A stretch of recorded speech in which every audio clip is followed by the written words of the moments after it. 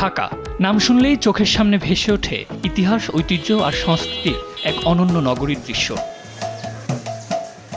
ইতিহাসের ধারক হয়ে দাঁড়িয়ে থাকা আহসান মঞ্জিল, লালবাগ কেল্লা, বিউটি বোর্ডিং কিংবা শাঁখারীবাজার সহ ঐতিহ্যবাহী সব স্থাপনাই বলে দেয় ইতিহাস আর ঐতিহ্যে কতখানি সমৃদ্ধ ছিল রাজধানী ঢাকা। সগৌরবে দাঁড়িয়ে থাকা এসব স্থাপনা শুধু বাংলাদেশিদেরই নয়, টানে বিশ্বের নানা প্রান্তের পর্যটকদেরও। Yeah, it's very beautiful. I feel like it's one of the only places where, we've seen a lot of like bushes and greenery surrounding like a nice little building. 1610 সালে মোগল সুবেদার ইসলাম খাঁর হাত ধরে সুবা বাংলার রাজধানী হিসেবে যাত্রা শুরু করা ঢাকা আজ বিশ্বের অন্যতম জনবহুল মহানগরী। মানুষের চাপে, অপরিকল্পিত নগরায়ন আর দখল দূষণে জর্জরিত এটি।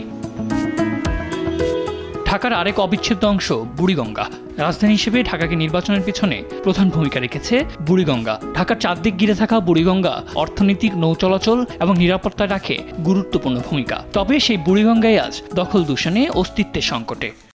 আমি আয়া দেখছি পানি একদম ডাব নাইকেলের মতন, আমরা গোসল করছি, খাইছি। নদীর মাথা বাইন্দে আলাইছে, নেতারা পানি চলাচল করতে পারে না, এই কারণে দূষিত হয়ে গেল। নাগরিকরা বলছেন প্রাপ্তি অপ্রাপ্তির মিশেলে মিশে আছে ঢাকা। বাণিজ্য ও কর্মসংস্থানের দিক থেকে এগিয়ে গেলেও দখল দূষণে আর নানা জঞ্জালে অনেকখানি পিছিয়ে ঢাকা।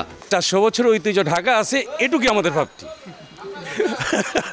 অভাবছি বলতে মানে এখন যা দিন যেতেছে সব অবনতি হচ্ছে। লোক সংখ্যা বাড়ছে, জ্যামজট বাড়ছে, এখন এটা কীভাবে এটা সামনে দেখি আরে বাড়বো না কমবো। সে পুরনো ঢাকা তো আমরা ফিরে আর পাবো। যান্ত্রিক যুগের মধ্যে আমাদের মানবতা, মনুষ্যত্বটা কমে আসছে। স্থপতিবিদরা বলছেন পরিকল্পনার অভাব আর আইনের শাসন না থাকায় পিছিয়ে আছে ঢাকা।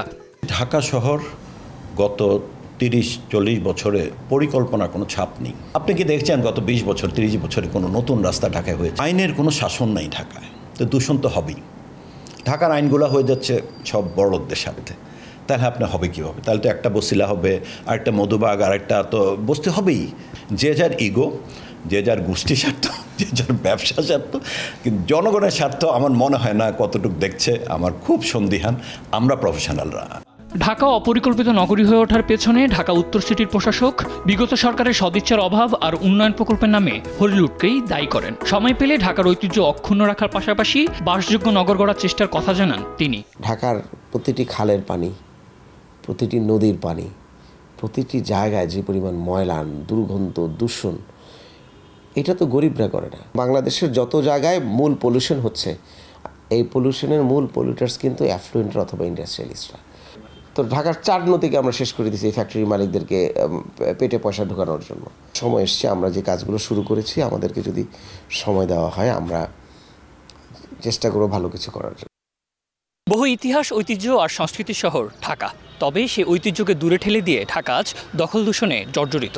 আধুনিকায়ন আর পরিকল্পিত নগরায়নে অন্যান্য দেশের রাজধানীগুলো যখন আধুনিক বিশ্বের রোল মডেল, সেখানে ঢাকা জায়গা করে নিয়েছে বসবাসের অযোগ্য শহরের তালিকায়। নগরবিদরা বলছেন সরকারের পাশাপাশি সচেতন হতে হবে নাগরিকদের। সাদ আহমেদ, দেশ টিভি, ঢাকা।